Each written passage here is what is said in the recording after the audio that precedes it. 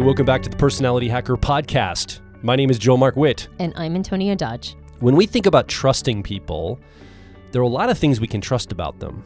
And I think one of those things we can trust is their thinking, the thoughts they put into things or don't put into things. And I was going to ask you, Antonia, as a thinker, to kick this off today, how do you, because I know how I do it as a feeler, but how do you know whether to trust somebody's thinking or not? Is it more about what they're thinking, like the results or conclusions they're coming to, or is it more about the processes they are using to come to those conclusions, or is it a combination of both of those? That is a really good question. So let me preface this by saying there's nobody whose thoughts I trust 100%. What about your own? No. Oh, definitely not. Really? Oh, no. Lord, no. No. In fact, trusting every thought you have too much, I think, is the fastest way to have a bunch of corrupted thoughts. Like it's that whole idea of like, don't believe everything you think. I've heard people even turn that into don't believe anything you think.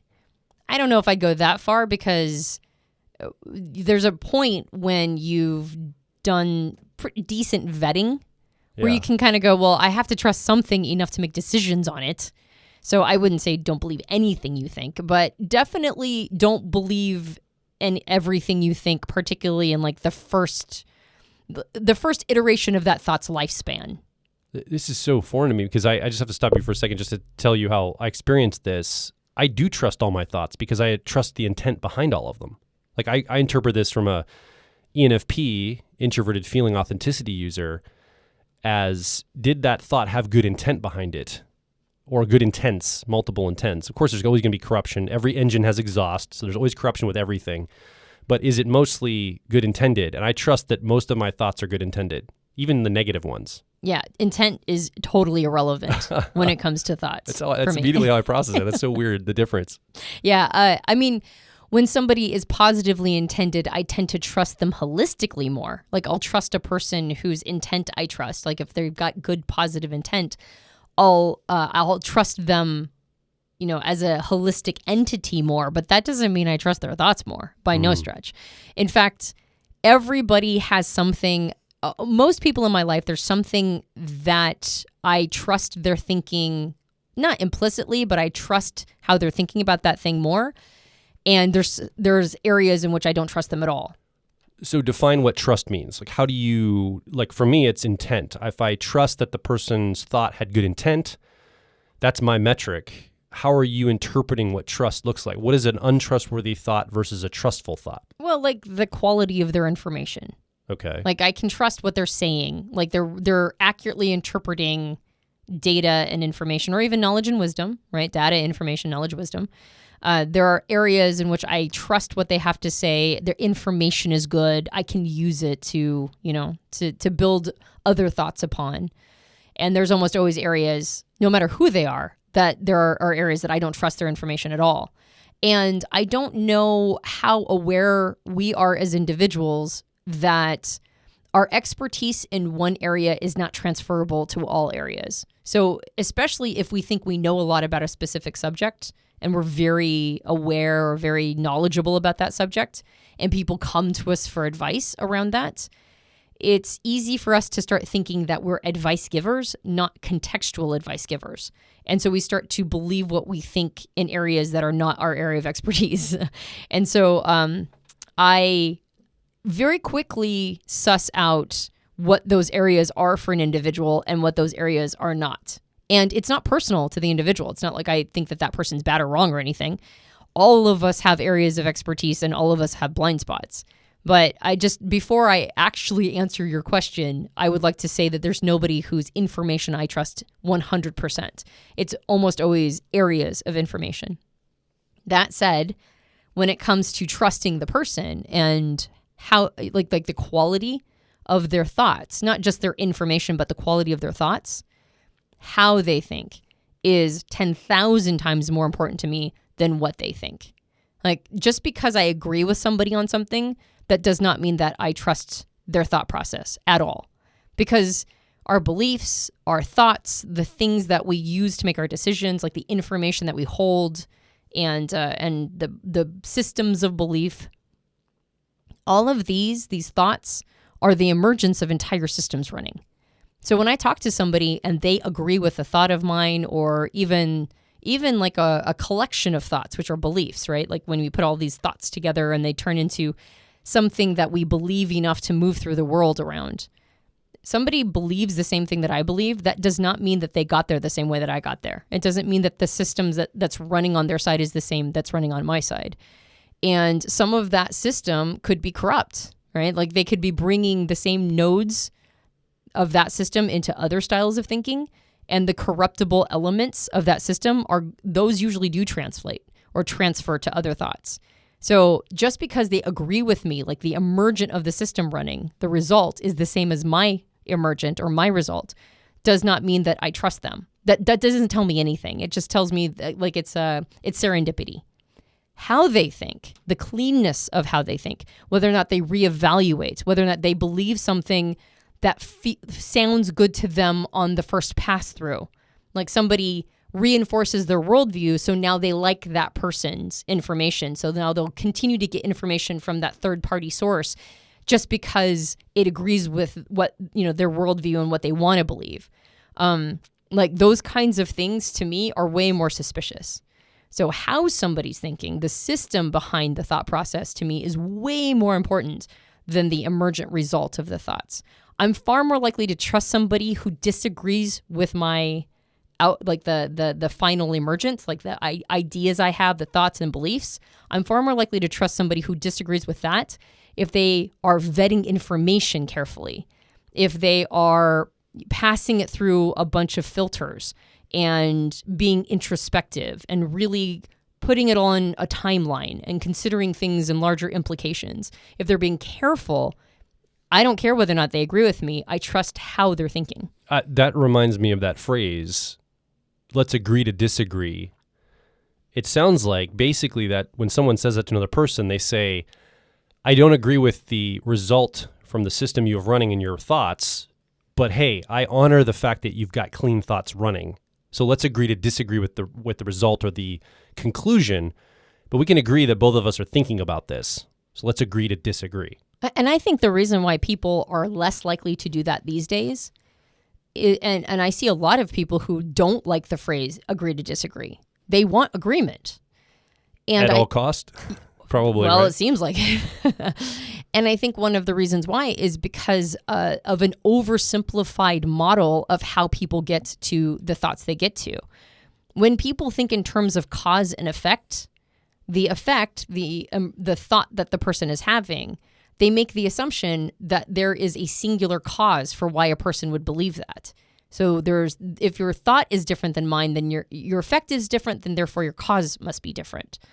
And when you think in terms of systems, when you understand that there is no cause and effect, there's emergence of entire systems running, then you start to realize that things aren't so simple. A person can come to a conclusion about something because of how the system is set up that doesn't really have anything to do with whether or not they're in alignment with your, the way you're doing things. Like they actually might have most of the system set up the same way that you do. This person is actually very much resonant with you in the nodes in the system. They just have like one node that's different than you do. And so therefore the emergent is different, right? All other nodes, let's say there's 10 nodes in a thought. 9 of them can be identical to yours, but one of them is different. And so then therefore the emergent is different. And so to not trust that person and assume that they're a bad person or have bad character or they must agree with you, when you're not addressing that one node and not seeing it, then I think that a person is really oversimplifying how thought happens, oversimplifying how people come to the conclusions that they come to. And because of that, because they have really poor diagnostic on all of that, they're going to have terrible prescription. They're not going to be able to persuade the other person at all. And that happens a lot. People are very unpersuasive. And then they end up doing character assassination. They end up going into ad hominems and saying that the other person is bad or wrong because they're not agreeing with them. So I want to ask some clarity here because what I hear you saying sounds impossible. Like if I have to base my trust on someone else's thinking, let's look at the systems approach. All the nodes of the system of thought that create the emergent or the conclusion that person has.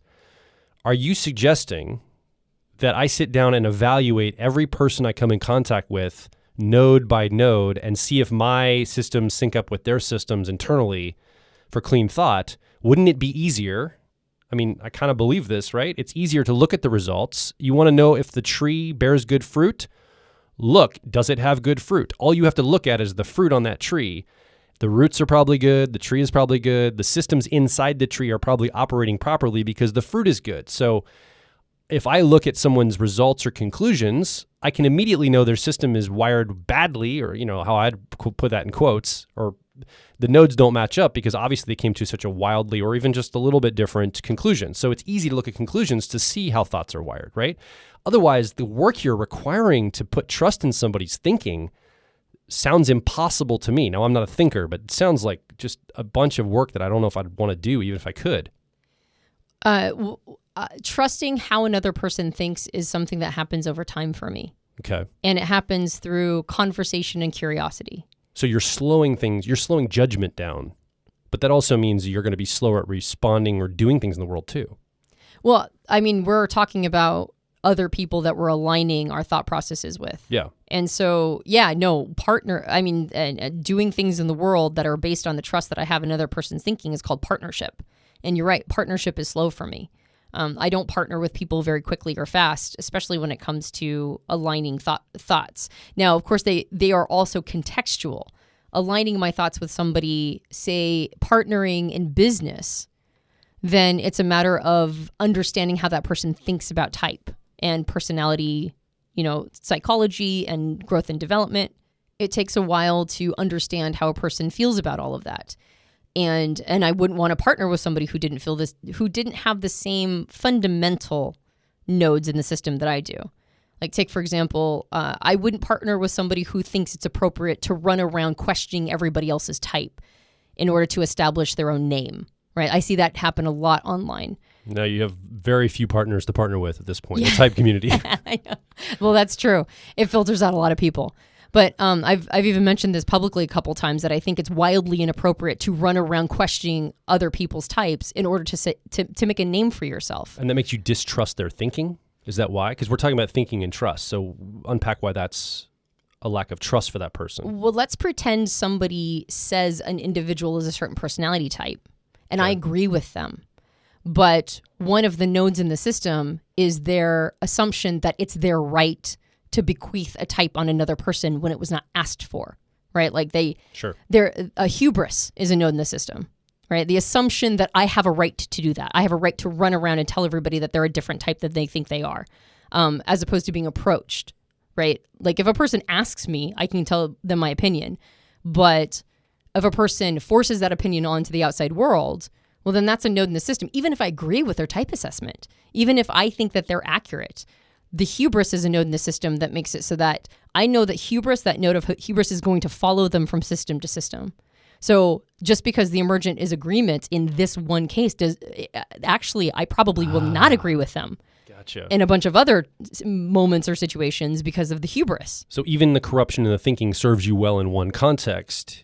You are trying to set a higher ethic or higher bar for how you're processing this by saying that, it serves me well. The corruption in the thinking there gives me the result I want, and I agree with it here, but the character of the person means they're going to take that same corruptive thinking into other areas that's going to have bad results, just because I agreed with the output here. Right. Whereas an individual that thinks similarly about type that I do, the nodes are similar, that person doesn't want to have that node of hubris, that they have more of a humble take, that they believe that people should be able to find that it's their own path, and the only time that one would offer their opinion is when it was asked, right? Or they're in a context where it's an appropriate context to offer that kind of information, as opposed to just making assumptions.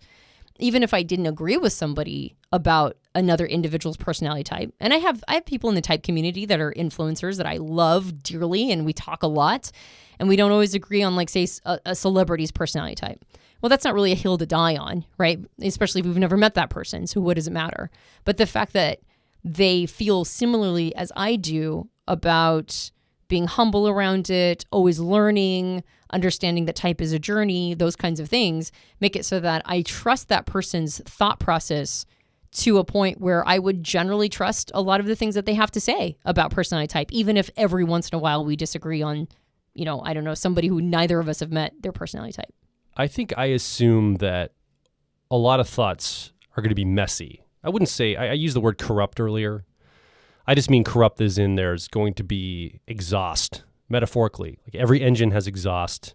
There's nothing 100% pure in anything in life. Gold has a measure of impurity mixed in it, even if it's pure gold. So there's this idea of nothing's pure. So I'm assuming that most people's thoughts are going to be messy. They're trying to figure it out. They're going too fast. They've got more to think about and have to measure and weigh thoughtfully than we have time. And a lot of people haven't been trained, I believe, a lot of people haven't been trained how to think carefully about things, to put thoughtfulness into stuff. So when I go through the world, I don't think it's a very reliable metric for trust for me. I don't think it's a good way. And of course, I'm wired differently. I'm not paying attention to this either because I'm not a thinker, certainly not an introverted thinker. I have thinking, but it's the other kind, extroverted thinking or effectiveness, not introverted thinking and accuracy like you use, Antonia.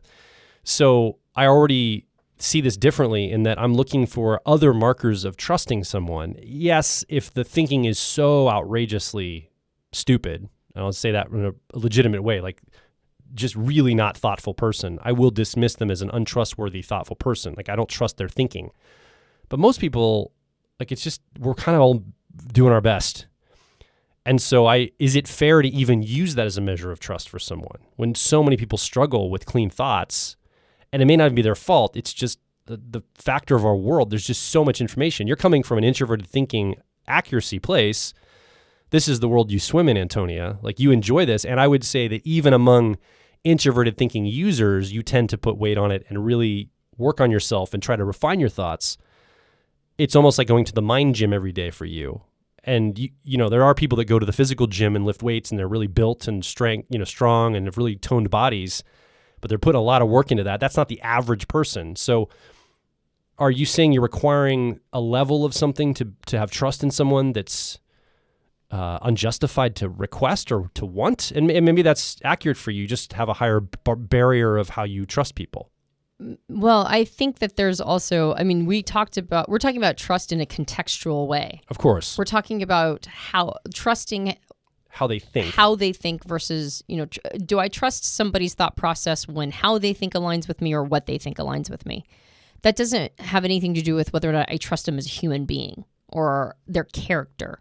Gotcha. Good distinction. Yeah, because there's plenty of people who are not very thoughtful characters that I would absolutely trust them with my life. For sure, because I know that they have positive intent. I know that they're solid human beings, or at least that's been my assessment of them.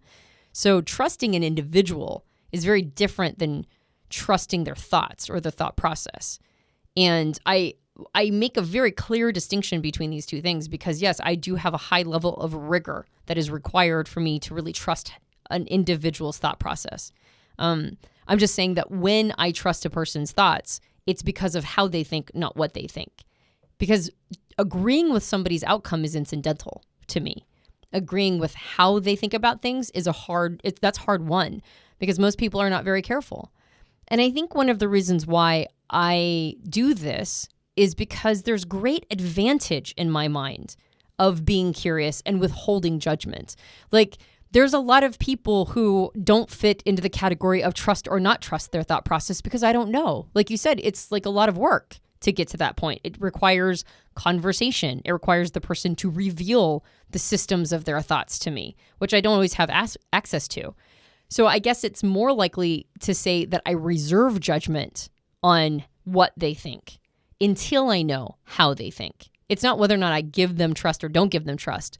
It's that it just sits in sort of a churn until I know. I'm guessing you have one of these examples for me personally, just to kind of give an example to the person listening. What is a thought process that you trust, the process that I do, You're like, yeah, he's got good thinking around that. I trust his thinking, versus maybe a thought process that you don't trust that I bring to the table. Not that you don't trust me as a person, because you just identified the fact I think you would trust me to be a good person, but there's dirty thinking I have, or thinking that's not refined, that you probably don't trust that I bring to the table. So are you asking me to reveal the ways in which I don't necessarily trust your thinking?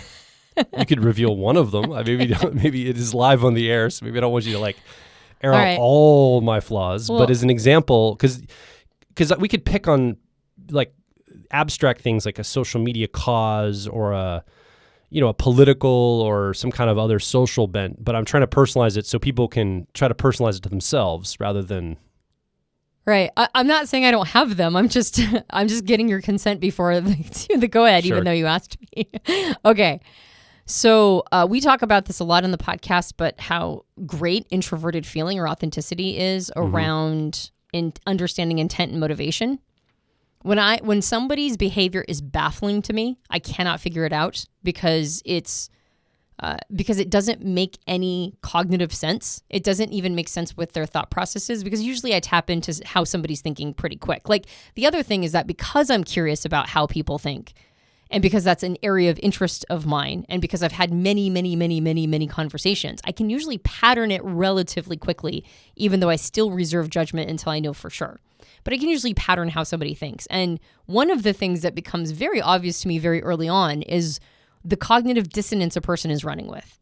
Like, what are the thoughts that they're hiding from themselves, or hiding from the world? Usually it's hiding from themselves. And I can kind of suss it out. I can sniff it out pretty early. By the way, literally 100% of people have them. So it's not like, oh, that person has cognitive dissonance, so they're bad. It's like, no, it's not if they do, it's what it is, right? That's all it is. All of us have it, including myself. 100% of people have it. And it's just something that's interesting to me. What is this individual's cognitive dissonance? How does it affect the scripts that they're running? How does it affect the behavior and how they show up? So that's really obvious, or that's usually interesting and obvious, but every once in a while, a person's behavior cannot be sourced back to their dissonance or the beliefs that they have or the thinking process. And in those moments, I almost ask you, what do you think is going on here? And then you'll get to the heart of their intent and their motivation and what's going on really deep. I hand over so much trust in your ability to sniff that out that I just do a very cursory level of skepticism, right? Every piece of information that comes in, I gets a frontline skeptical gatekeeper, filtering. 100%, right? There's no information that's given to me that does not get that, including my own thoughts. So when you answer, there's always that little gatekeeping skeptic. But that guy is so used to you having solid information around that, and it's been verified so many times, and it's so brilliant that guy like barely looks up when you say, when you make those comments. So I've somehow proven myself over time, like the fruit. I've said this is probably the motivational system running, and the fruit will bear that out. And you go, okay, enough time. He's been right enough times. He's not right all the time, but enough times that I will weigh this more heavily than other things he will say. Yeah, my little gatekeeper goes back to his novel, right? When you do Gotcha. Those, he just looks up, nods, and then goes back to his novel usually. So I'm just gonna say the thing that I don't trust, and Here it comes. Just hope that it's all gonna be fine. I have no idea what you're gonna say. I'm like bracing myself right now. Sometimes you trust your patterns too quickly. So you'll make a pattern of what you think is going on using models that are the models we talk about all the time. And I favor speed. You do. You favor speed. And so sometimes you will attach a model to something where that model might not be the most appropriate model, or it might not bear out. And you can jump to conclusions very quickly and go, well, this is what's going on here. And I'm like, I don't think we have nearly enough information to know that that's what's happening. So I'm like projecting a model onto somebody. Exactly. And making them fit into that model rather than seeing them who they are, which is weird, right? As an introverted feeling user, you'd think I would be all about the individual and then patterning a model from that, but I'm probably projecting onto them something too quickly. Yeah, which is a weakness, a general weakness of extroverted intuition or exploration. is patterns, making too quick of patterns and oversimplifying things and oversimplifying patterns. So what that means in practice then, because we're trying to do this for illustration here, and you might have more to say on exactly how you process this, but I just want to make sure I understand. When I say something about somebody's motivational system, you're like, okay, my gatekeeper can relax. Usually he's not trustworthy like intent person, but his information around what's going on for that person is probably trustworthy. But if I'm talking about that person using maybe another model, I'm projecting a model onto them, let's say a love language or something else outside of motivation. I'm like, oh, that's probably their love language, and maybe I do it so quick. Or something else like that, or something else I've read about how people are in this certain group, or this political motivation, like, oh, that's what they're like. You say I do that too quick. And so then you, in your mind, when I go down that road, you slow down a little bit more. And you don't just take me at what I'm saying, you do more investigation. Like you're like, okay, let me investigate more and get curious here, because this is an area where he isn't as reliable or consistent with his thinking. Well, extroverted thinking or effectiveness has a tendency to outsource thoughts a little bit more often than introverted thinking or accuracy does. Like it just does. And so when you pattern too quickly, it's your extroverted intuition or exploration and your extroverted thinking or effectiveness. Driver and 10-year-old. Right, exactly. That want to understand what's going on too quickly, do take the humanizing element out of it, and a little bit hand yourself over to models that other people have introduced to you without going through a vetting process, enough of a vetting process. And so like sometimes some of the people that you follow, you follow their articles, or you follow them on Twitter, or you follow them, like their information. Sometimes I think that you accept what they have to say a little quicker than I would. In fact, a lot quicker than I would. And so then you'll go, well, I know what's going on here. And then you'll make a model based on some of these patterns, right? Yeah. And then I'm like, oh, hang tight. I don't know if I agree. I don't know if I necessarily, I don't think we have enough information to make that assumption. Yeah. But when you talk about people's intents and motivations, I know for a fact that you're bringing in your auxiliary function, your co-pilot of introverted feeling or authenticity. And so I know your pattern recognition is now married to another strength, not the desire to know something fast, which is what your extroverted thinking or effectiveness encourages you to do.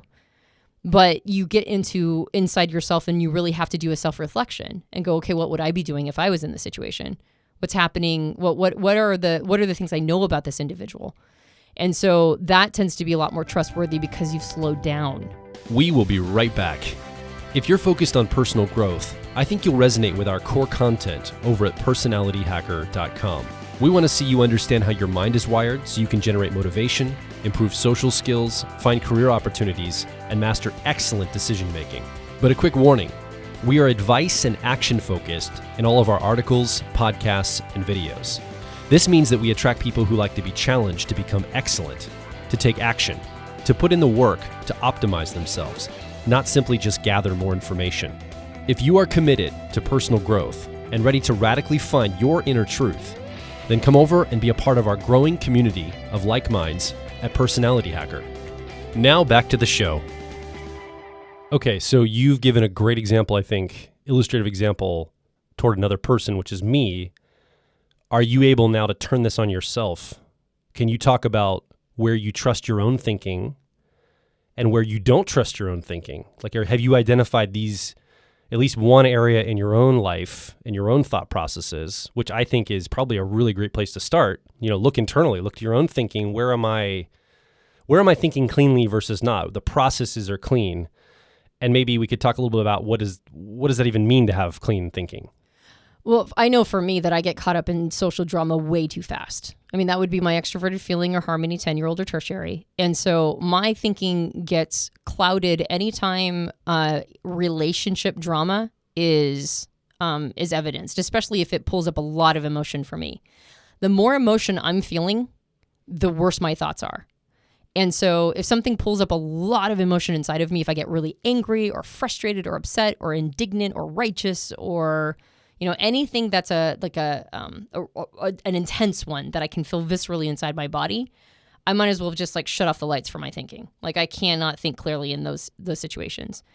And then if an entire group of people are all chorusing something together and they all believe that this is right, particularly if they believe it's right, I have to make sure that I don't hand myself over to subgroups and demographics and people who are it's one of the reasons why I probably do a lot of cautioning on the podcast, like subterranean cautioning about not handing yourself over to other people and not getting too caught up in social media drama and all of that stuff, is because it's the thing that I'm working on all the time, making sure that I'm not, that I'm not getting caught up in micro or macro social bullshit. Like that's the thing that'll shut my thoughts off faster than anything. Yeah. And then I will make inaccurate patterns as well.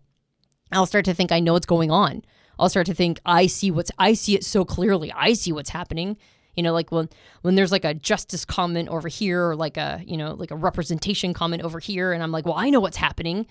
I have to almost instantaneously tell myself, I give myself a minute to be human, right? I get caught up in the thing and I'm like, it's frustrating because blah, blah, blah, blah, blah. I give myself a minute to be human. And then as quickly as I possibly can, I try to tell myself, I do not have all the facts of the situation. I need more information. And particularly when it comes to like big stuff, like I don't have a political science degree. I don't have an economics degree.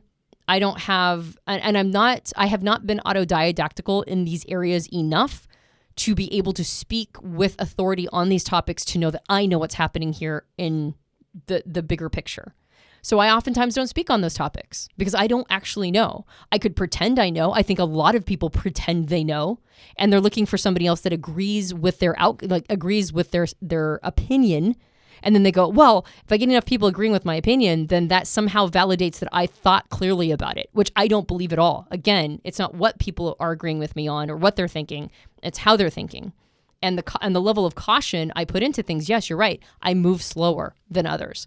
I don't have strong opinions on things as quickly as other people do. And I definitely don't broadcast them out because I want to make sure that I'm not being jerked around by my own biases or about social drama or social biases, which I think is something that almost everybody is being jerked around these days. Like it's rare for me to meet somebody that is not currently thinking thoughts that are the manipulation of the masses. And it's hard to separate yourself from all of that. So that's my area. That's the thing that I have to be really careful around. Yeah. And then where do you trust yourself?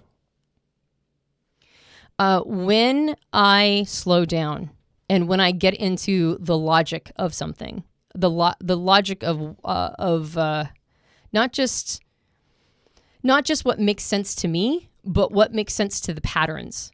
Like core principle sense. Right, exactly. Like universal core principle sense. Like one of the things that I think gets lost so often is that almost everything people believe is true at some moment on a timeline, right? That's why we believe the things that we believe.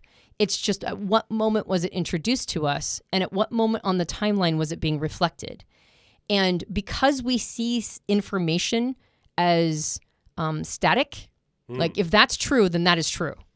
We don't understand. I think that we struggle to understand that things can be true now, but untrue tomorrow. I don't think most people can hold that. Right. That's pretty hard for me to hold even. It can be true today, untrue tomorrow, but then true again the next day because it follows at a different moment on the timeline. Different players are involved. Different nodes in the system are operating. And the timeline piece is something that is very easy to let go of. People talk about the importance of history so that we don't repeat it.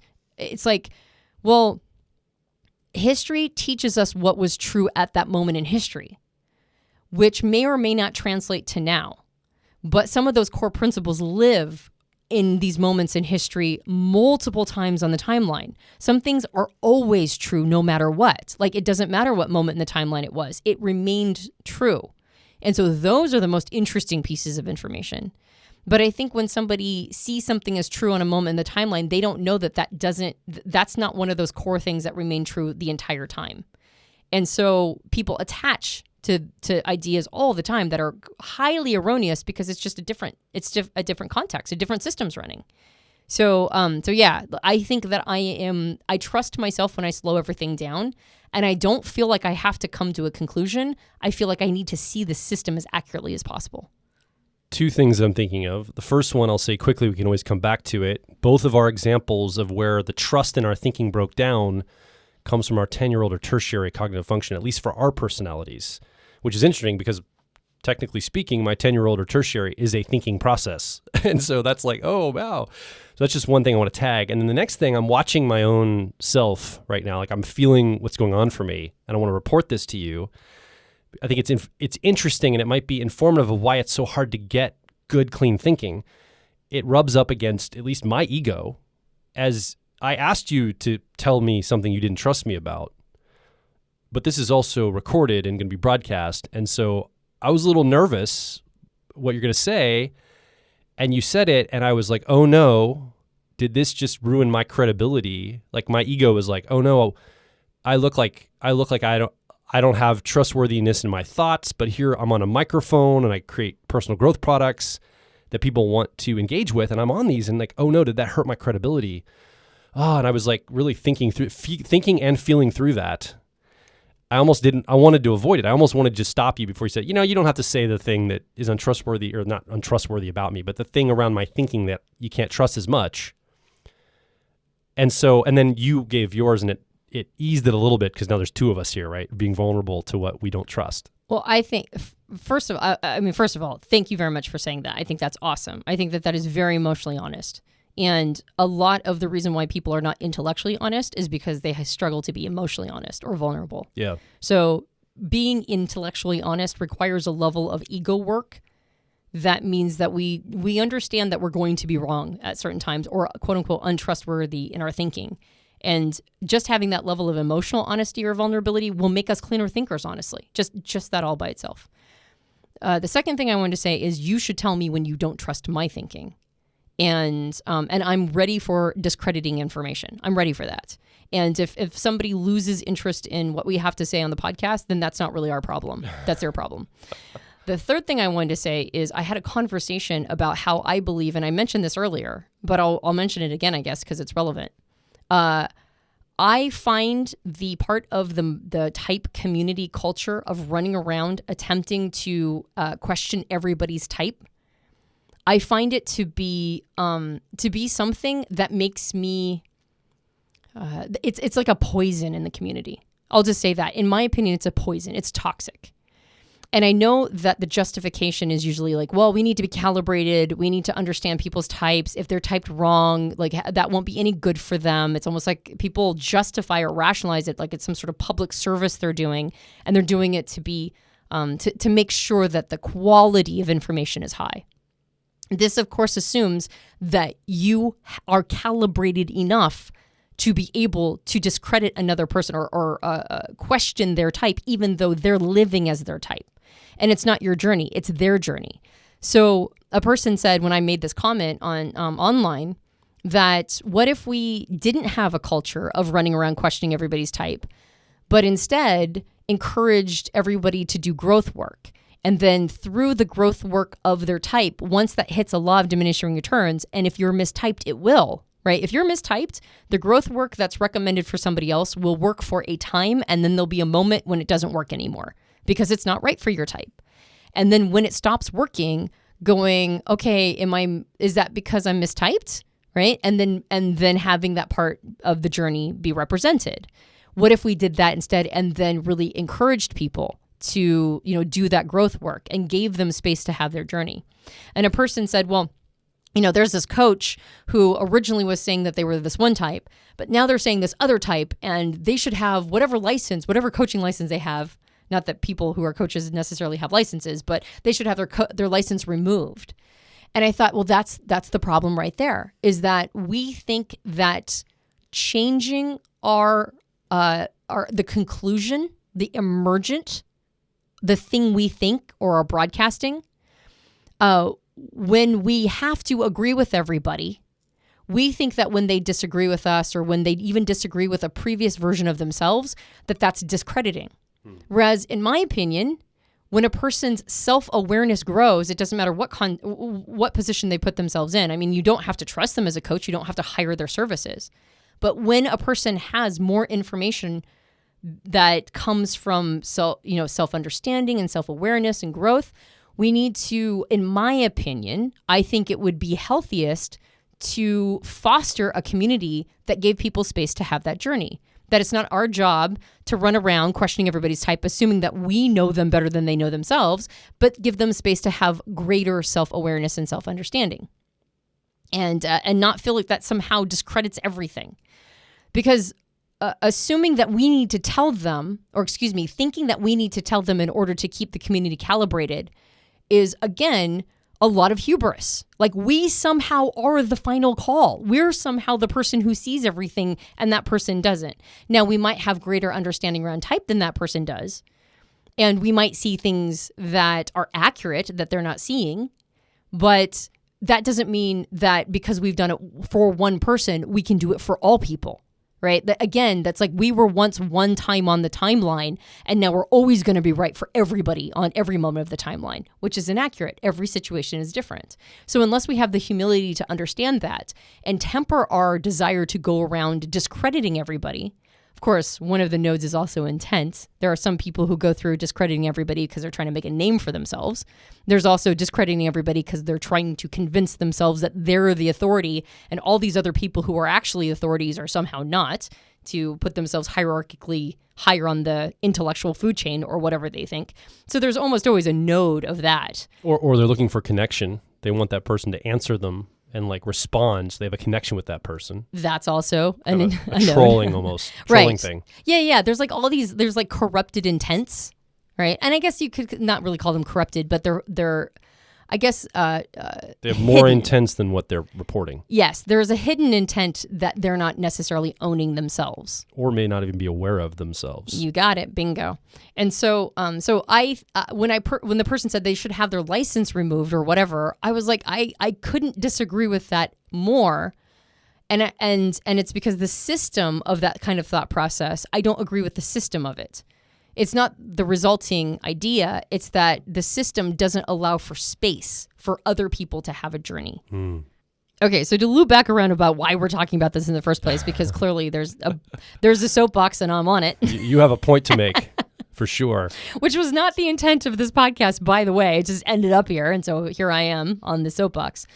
That said, I think a person should not fear feeling discredited when they change their mind. When the system alters, a node in every intellectual system needs to be humility and the willingness to acknowledge when one's been wrong and permission to change opinion when the individual system alters.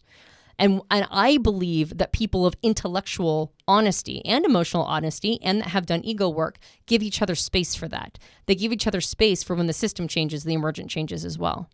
So I believe that that's important, but that's just a belief I come with. I think the trust comes first to be able to do that. But you'd have to trust the person to let them have that space to change their mind. And the person changing their mind would have to trust the person on the other end or the people on the other end to give them that space, which kind of goes back to the whole point. Like, if you don't trust them, that's probably not going to happen. Yeah, well, and no, I'm not going to, I don't necessarily trust every random person online. Like, well, this coach changed their mind. It's like, well, did I trust that coach to begin with? And now I feel... Sure. Was it the information I trusted and now I can't trust their information? Or did I trust the system of how they thought? And I still trust the system of how they thought, even if the opinion changed.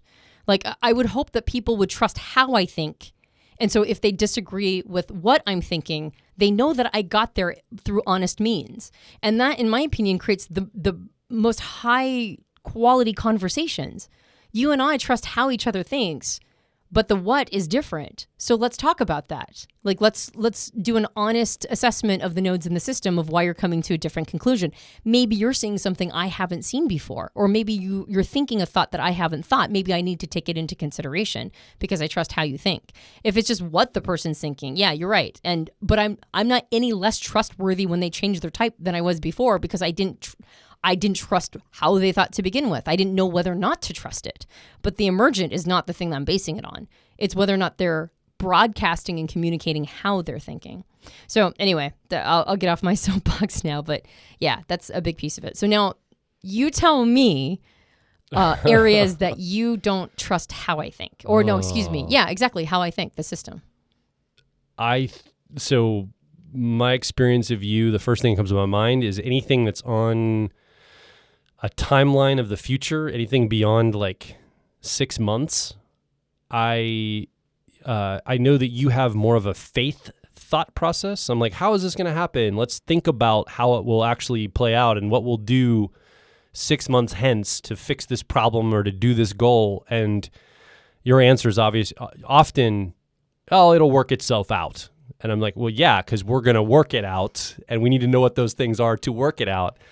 And it's almost like you'll do the thinking when you get there. So my bias toward you, or the thing I think you're biased in, is you believe that things can be done, or thinking can be done in the moment, and you trust yourself and the ability to do something tactically without planning. And sometimes I don't trust that thought process. I'm always like, I think I probably should have a safety net here in place, because that's got some hubris and some overreach in the trust of your ability to do it at the moment. Is this making sense what I'm saying? Oh, and it's very fair. You don't have to be careful or diplomatic in how you say that. That is dead on accurate. That's usually the source of some friction between us in like business and life, right? So I'm thinking on timelines. Speaking of timelines, this is something very important to you too. You think about timelines all the time, but like practical timelines, which is a very extroverted thinking subject and land to play in. It's the play space of extroverted thinking, which is my 10-year-old or tertiary process of effectiveness. So of course I'm going to be more tethered to a timeline when I'm thinking of things. Thoughts are going to be on an external timeline of external things happening. Yeah, you're right. Now, the timeline that I'm talking about is almost always the abstraction of a timeline. Exactly. It's like the concept of time that, and the things that play and dance on timelines in time. It's definitely not like real lifetime. Yeah, I'm like, we got to have volunteers for this event coming in like 2 months. And you're like, it'll work itself out. I'm like, yeah, because someone's got to email them and communicate with them on a timeline. And obviously we have people helping us with that. But I think that's where your hubris around that is definitely one area that I'm like, I don't know. I think, can be very trusting of people that maybe I shouldn't be trusting of. I think that's another area. Anytime relationships get involved, person-to-person relationships, I'm not always the most clear-headed, particularly if I want, I want a relationship or I want something in it, like connection. Connection can definitely sort of mess with the wires in the brain. Yeah, okay. That's another one. You usually engage with people based on what you see as their potential, not on who they are when they show up. And I have this too in my thinking, but this is definitely, I think, something to that 10-year-old tertiary process of extroverted feeling. When you have the connection with somebody, I think it does cloud how you think about them in other areas because you like them. Yeah. If I like somebody, I have a hard time seeing bad characteristics. And if you dislike them, I would say like strongly dislike them, not neutral, but strongly dislike them, that also affects, I think, your thinking. Definitely. Yeah, well, because I'm not very good at reading intent. Yeah. And so, but fortunately, the group of people that falls in strongly dislike is a very small number, very small. I try to keep that number as small as humanly possible. I try to actually eradicate it. So if you're on my shit list, it's because you have perpetually wronged me in a way and you continue to wrong me because I have a very short memory. Like I do not keep grudges at all. Like a person could have wronged me, 10 years ago and I forget what they did. I would say it's not actually wronging you. It's preventing the ability for reconciliation that's actually more offensive to you. Ooh, that's a bad one too. Or hurt people I love. Yeah. If you're perpetually hurting people I love and if you prevent reconciliation and you keep doing it and you do it so you do it so consistently that I can't forget the past wrongs. But fortunately, that group of people is it's really tiny. And those people definitely make it hard for me to think, for sure. Like I get around them, I'm just like, my brain goes all steamy, like steam comes out of my ears, and I can't think clearly. You could count them on a Turing machine. That's how little the That's numbers right. are. That's right. Accurate facts. So, So I think, this was a kind of an interesting conversation that very much looped to us, right? We're very much talking about us in all of this, but I think it is illustrative that so we all have thought processes and we all have things that are weaknesses, like areas where our thinking gets real clouded, and it probably alters from person to person and the kind of thing that they tend to not have clean thoughts around, or maybe even some people don't have clean thoughts at all. It's just not their MO. That's not how they enter the world. Like there are certain personality types that clean thoughts are not supposed to be what's guiding them. It's supposed to be something more like instinct and effortless flow and getting a read, right? Sort of instinctually getting a read on what's right for them and what's not. So I don't think that this idea of like making sure your thoughts are super clean and you're talking, you're understanding the system of everybody's thinking and the system of your own thinking. I don't think that this is necessarily right, quote unquote, right for everyone. That said, where I think that it has served me the best is in judgments of others. I don't judge people quickly based on their opinions or their beliefs or their thoughts that they're sharing, their output. I don't jump to conclusions. When I hear somebody's opinion, I don't make the assumption that if it's different than mine, that they somehow are of poor character, that things are obvious. I think one of the memes out there, the idea viruses that live, is that thoughts are simple. And that when you hear somebody's opinion, that this is all real obvious. Like people are like, the truth is obvious. It's common sense. It's like, and if somebody disagrees with it, well, then they're just ignoring common sense. I couldn't disagree with that more. And I don't care what the opinion is. Some pretty egregious opinions have turned out to be accurate much further down the line when the morality of the time is let go of. Right? When whatever is the moment of the timeline in which that belief or thought existed, that was so heinous and offensive to the morality of the society that lived then. Decades, maybe sometimes centuries later, come to find out they're completely right. They were totally accurate, but they weren't to the people that lived in that moment. And for them, it was common sense to disagree with it. And one could conflate what you just said with what you said earlier, saying, well, it's true here on the timeline, but it's not true here on the timeline. But what I hear you saying here is there's actually a core principle truth that extends beyond the moment-to-moment truth of the timeline. So someone listening might see an incongruity with what you just said based on what you said earlier. Well, and I'm talking about things that have been proven to be accurate through instruments, right? Like the Earth is not the center of the universe. But there was a time period where believing that could get you killed. Yeah. But it turns out, according to all the best instruments that we have, no, that one was totally accurate. But according to the society of the time, it wasn't. And in fact, it was blasphemous. So there are things that have remained true. I thought you were talking about more soft things, like murder. Like murder might be true in one context versus not in another. Those kinds of things. Well, and that's the challenge, is that when things get softer and things are not as verifiable through, they're not data or information that are verifiable through instruments, things do get more complicated for sure. And there are things that, according to the mores of the time, were completely wrong 100 years ago, or maybe even 50 years ago, that are completely and utterly accepted as truths now, but they're soft. And the assumption, there's this idea that social information is as verifiable and valid as scientific information, which is totally, completely inaccurate. Because societies are flexible and they alter and change over time, and they are responsive to the needs of the people that live in them, whereas scientific data lives outside of societal constructs. And so there are pieces of scientific data that just remain true no matter what. And so social information does change and alter on different moments in the timeline. Oftentimes, the core principles live underneath those. They're more established. And sometimes they're also soft. Sometimes they're philosophical. And to the individual subjective thinker, they remain core principles throughout time, even though they're not necessarily provable. This is sort of the core of philosophy, right? And philosophical argument. What are the core principles that remain true, even if we can't prove them with instruments? And to subjective thinkers, different core principles make sense to them. Different things are the things that have remained timeless throughout time. But when a person disagrees with me on what those core principles are, but I see that they have taken the time to consider it, they've taken the time to try to identify and diagnose what those things are. Even if I disagree with what that thing is, the very fact that they took time out to consider what has remained true, like on every moment of the timeline, regardless of the currency, current zeitgeist of the time, the fact that they've even considered that makes me trust their thoughts way more.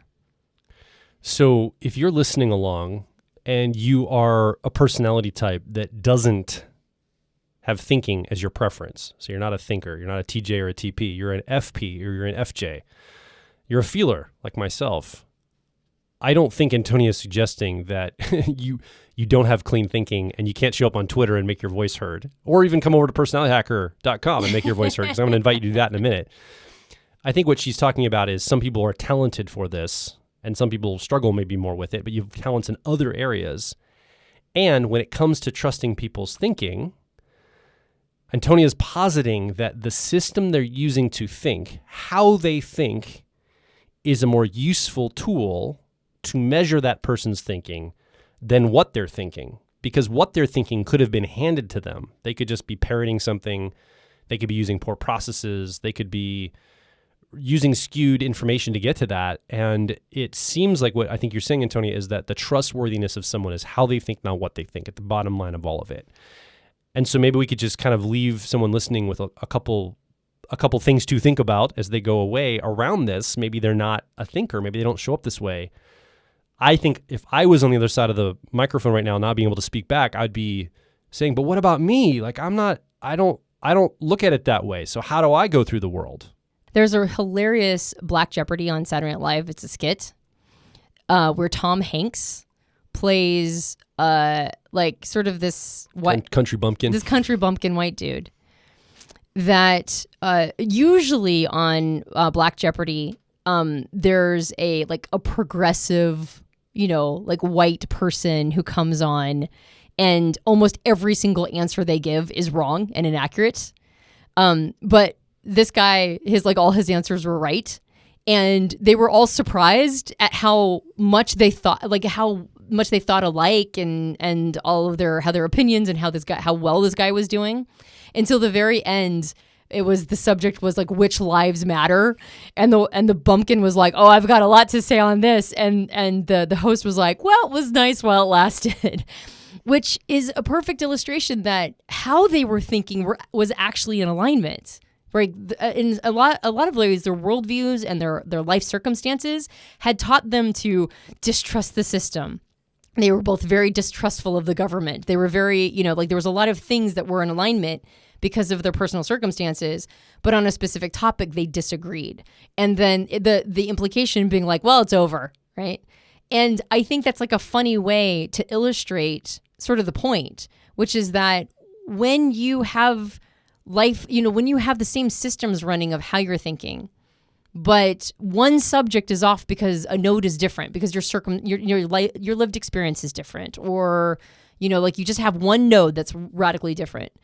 These people, in my opinion, should still be in simpatico with each other. They still have a lot in common, a lot to talk about.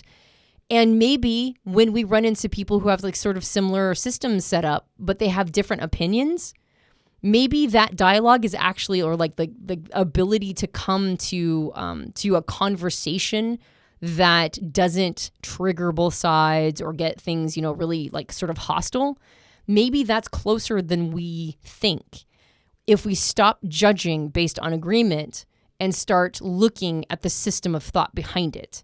And maybe if we didn't think that we have to agree on absolutely every emergence, right? Every belief has to be in alignment. If we withhold judgment and withhold trust until we fillet it out, until we understand what's going on, the system's going on underneath it, maybe we could have a better time having really productive conversations.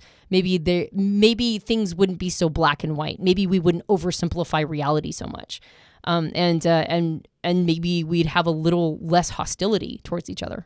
We've been talking a while here. What do you think? You've been listening along in this conversation, and I'd love to know, Antonia would love to know, how do you trust people's thinking? Do you trust based on what they think? Does it have to align with you? Or are you okay with the thought process being clean, even if the emergence or the results are different? How do you process this? How do you think about this in your life, and how do you engage with people? We'd love to hear from you. Come over to personalityhacker.com directly below this episode. Leave a comment, ask a question, or more importantly, share your story of how this has showed up for you in your life and the ways you trust people's thinking or don't trust people's thinking. I think it's a really fantastic conversation we can start in the community here over at personalityhacker.com. And if you enjoyed this podcast, you can subscribe to us on iTunes and various Android platforms. Leave a rating and review for us on iTunes. That helps us out a lot. We haven't been getting a lot lately, so head over. I want to hear them. I want to read the comments. I love the comments on iTunes, so go do that because that is super helpful. And we have a book. It's called Personality Hacker. You can get it at all major book retailers. If you leave us a rating and review on Amazon or on Goodreads, that also helps us out a lot. And of course, we have a suite of programs that are personal growth oriented through the lens of personality type. So if you want to invest in yourself and in us, head over to personalityhacker.com and look at our catalog of programs. See if there's one that is right for you. My name is Joel Mark Witt. And I'm Antonia Dodge. And we'll talk with you on the next Personality Hacker podcast.